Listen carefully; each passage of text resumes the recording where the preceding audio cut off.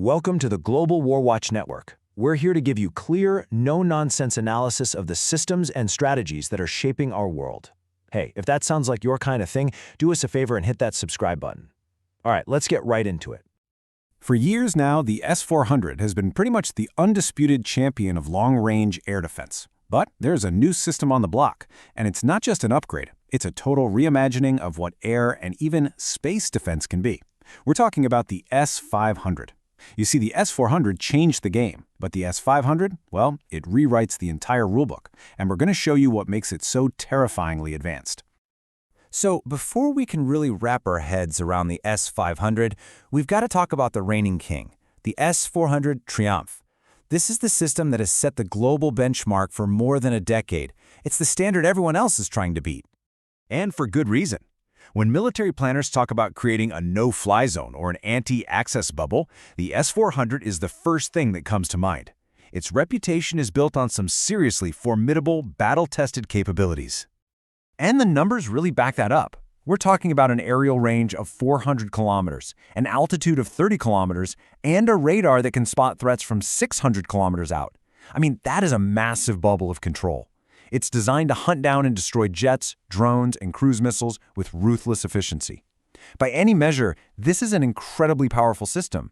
But the nature of war is changing, and fast. Right, because the modern battlefield is evolving at a blistering pace. New weapons are coming online that are designed specifically to sneak past even the best defenses. And that's forcing a complete rethink in defensive tech. And what's the #1 driver for that change? It's the very real fear that the next generation of weapons, especially hypersonics, could make even the mighty S-400 basically useless. This quote from the Eurasian Times just nails it. Suddenly, there's an urgent need for a whole new solution. So what is this new threat exactly? Well, a hypersonic glide vehicle isn't your granddad's ballistic missile with a nice predictable arc. No, this thing travels at more than 5 times the speed of sound, and it can jink and weave through the atmosphere. For a system like the S-400, that's a total nightmare. It's like trying to hit a bullet with another bullet, only the first bullet is doing S-turns. And the second huge challenge isn't even in the atmosphere. It's just above it, in what we call near space. We're talking about low Earth orbit, or LEO. It is packed with satellites that are absolutely crucial for military operations, for spying, for talking, for guiding weapons. And for decades, they've been untouchable from the ground. A new system would have to be able to reach them. Okay, so you've got these two game-changing threats, hypersonic speed and targets in near space. Russia's answer, the S-500 Prometey. And let's be clear, this was not just an S-400 with a bigger rocket. This system was designed from the ground up for this brand new, much scarier era of warfare. And when you put them side by side, wow, the differences are just staggering. This is not an incremental step up, it's a quantum leap. The aerial range doubles. The ballistic missile range goes from basically nothing to 600 kilometers. The detection range more than triples. But the most important part? Look at the target list. We've gone from jets and drones to hypersonics, ballistic missiles, and LEO satellites. It's a whole new ballgame. But if you really want to see the most dramatic change, look at the altitude. As you can see, the S-400 is an air breather. It operates firmly within the atmosphere, up to about 30 kilometers. The S-500? It reaches up to 200 kilometers. It's pushing deep into near space. This is the difference between air defense and a ground-based anti-space weapon. And let's put that 2,000-kilometer detection range into perspective. Being able to see something coming from that far away gives you an enormous amount of time to track it, figure out what it is, and plan your shot. In a world of hypersonic weapons where your reaction time is measured in seconds, not minutes, that extra warning isn't just nice to have, it's a complete game changer. So, here's the bottom line. The S-500 isn't just about reaching further. It's about being able to hit entirely new types of targets that, until now, were basically untouchable. We're talking about missiles screaming in at Mach 20, ICBMs in mid-flight, and those critical satellites orbiting right over your head. All right, so the tech specs are pretty mind-blowing, right? But what does this all actually mean on a strategic level? Because the real impact of a system like the S-500 is how it completely reshapes the modern battlefield.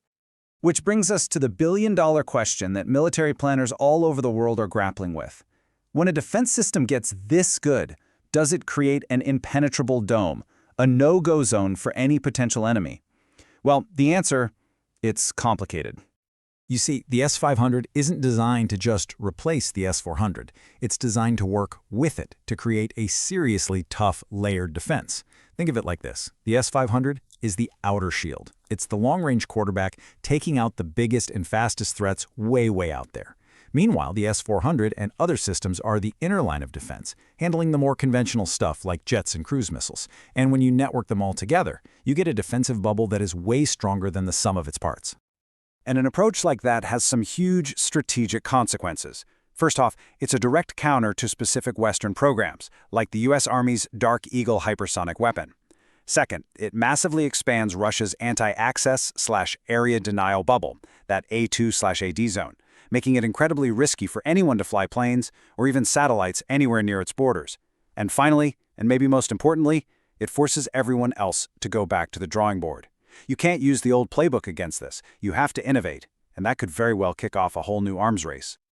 You know, in the end, the classic tug of war between offense and defense has always been about who gets a vote in a conflict.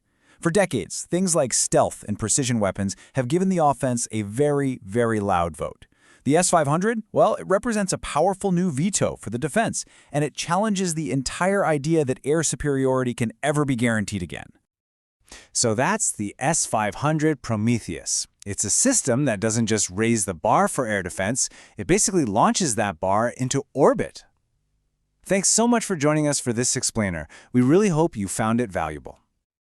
If you appreciated this breakdown, you can really help support the channel by hitting that like button, sharing this with someone who might be interested, and of course, subscribing to the Global War Watch Network for more analysis just like this. But the conversation doesn't stop here. We want to hear from you. What do you think are the biggest implications of the S-500?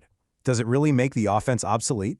Let us know what you think in the comments section below, and come join our community on social media. All the links for that are waiting for you in the description.